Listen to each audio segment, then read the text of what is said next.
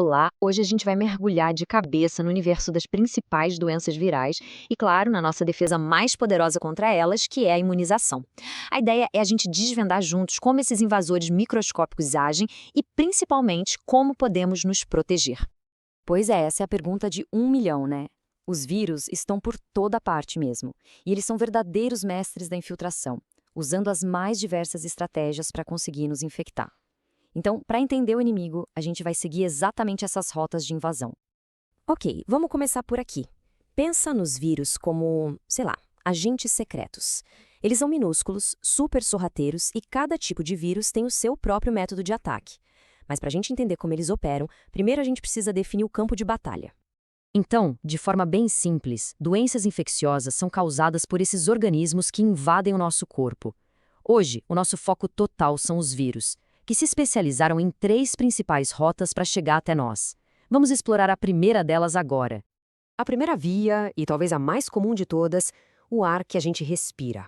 É uma porta de entrada direta, muito rápida e extremamente eficiente para um monte de vírus. É quase como um ataque relâmpago.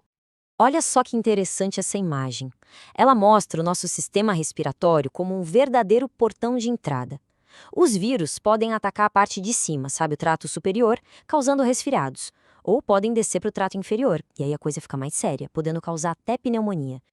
E o exemplo clássico de um vírus que ataca pelo ar, esse a gente conhece bem, é o da gripe, o influenza. Um velho conhecido que desafia a gente todo santo ano com uma capacidade incrível de se transformar. Então, aqui está o ponto principal. Por que a gente precisa de uma nova vacina da gripe todo ano? A resposta está nesses dois conceitos aí. O tal do drift são pequenas mutações. É como se o vírus só trocasse de roupa para se disfarçar. Já o shift é uma mudança radical, uma recombinação que cria uma versão totalmente nova do vírus. É por isso que ele é um alvo que não para de se mover. E para que não reste nenhuma dúvida do poder de um ataque viral pelo ar, esse número aí, 50 milhões, representa as mortes causadas pela pandemia de gripe espanhola lá em 1918. É um lembrete bem sombrio do potencial devastador desses patógenos. Agora, vamos para a segunda estratégia. Alguns vírus não viajam sozinhos. Eles usam, digamos, cúmplices, outros organismos que fazem todo o trabalho sujo de transporte e entrega por eles. E esses vírus que pegam carona têm um nome. São os arbovírus. O nome vem do inglês Arthropod-Borne Virus, que significa basicamente vírus transmitido por artrópodes. Na prática, são vírus que usam mosquitos, carrapatos e outros bichinhos como transporte para chegar até as pessoas. E esse esquema aqui é perfeito para entender como a coisa funciona.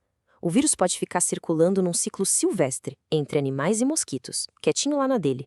Mas aí, quando uma pessoa entra nesse ambiente, pode ser picada e acaba trazendo o vírus para a cidade. E aí, começa um novo ciclo, um ciclo urbano, onde o Aedes aegypti se torna o grande vilão da história. Um exemplo muito forte e bem recente de um arbovírus é o Zika.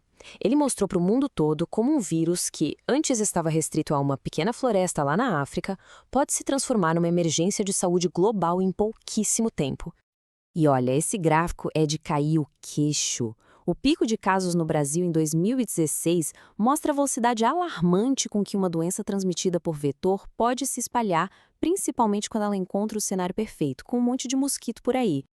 Certo, vamos para a terceira e última grande via de ataque.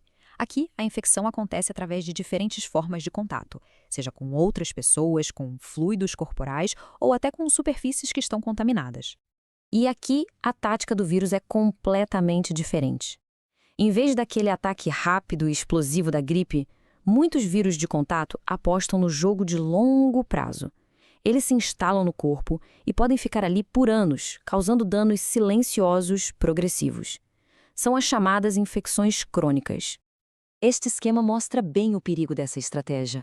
Uma infecção crônica pelo vírus da hepatite B ou C pode, ao longo de décadas, transformar um fígado saudável num fígado com cirrose ou, pior, com câncer. É uma verdadeira bomba relógio.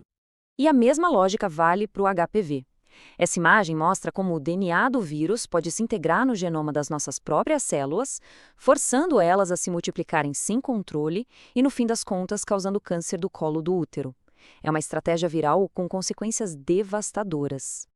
Certo, então a gente já viu os ataques pelo ar, as emboscadas com vetores e a estratégia de longo prazo do contato. São 3 táticas bem diferentes. Mas agora vamos ver como a nossa principal linha de defesa funciona contra todas elas. E aqui está a mensagem central de tudo isso. Sabe, não importa como o vírus tenta nos invadir, a imunização prepara o nosso corpo para reconhecer e neutralizar um invasor antes que ele consiga fazer um estrago. É uma defesa que serve para tudo. E nós desenvolvemos um verdadeiro arsenal de defesa.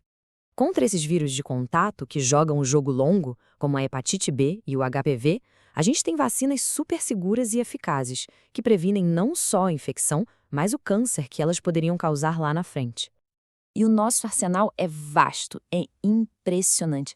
Temos vacinas para combater vírus aéreos, como a influenza, arbovírus, como a dengue, e os vírus de contato, que causam doenças crônicas, como a hepatite B e o HPV. Cada um desses frasquinhos representa décadas de ciência e é uma ferramenta de proteção poderosíssima. E assim, a gente fecha o círculo. Vimos as táticas dos vírus e a nossa melhor estratégia de defesa. A ciência nos deu o escudo. A pergunta que fica, e que essa imagem provoca a gente a pensar, é se estamos usando esse escudo não apenas para nos proteger individualmente, mas para proteger toda a comunidade. Porque, no final das contas, essa é uma batalha que a gente só vence em conjunto.